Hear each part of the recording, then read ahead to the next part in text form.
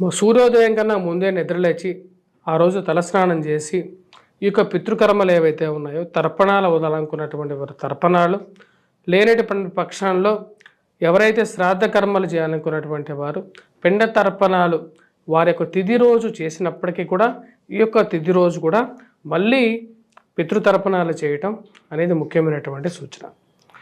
ఇలా చేయటం వల్ల మరియు అదేవిధంగా ఈ యొక్క పశుపక్షాదులైనటువంటి కాకికి ముఖ్యంగా కాకిని మన యొక్క పితృదేవతల రూపంలాగా మనం వారి యొక్క రాకని గమనిస్తూ ఉంటాం. సో ఈ యొక్క కాకికి మరియు అదేవిధంగా కుక్కకి రెండిటికి మనం పితృదేవతలుగా భావించి వాటికి పదార్థాలు ఏదైతే ప్రసాదంగా మనం చేసినటువంటి పదార్థాలు వాటికి కూడా పెట్టడం అనేది పరిపాటి. అలా చేయటం ద్వారా మనకు ఉన్నటువంటి పితృదోషాలు అనేవి తొలగటం అనేది జరుగుతుంది.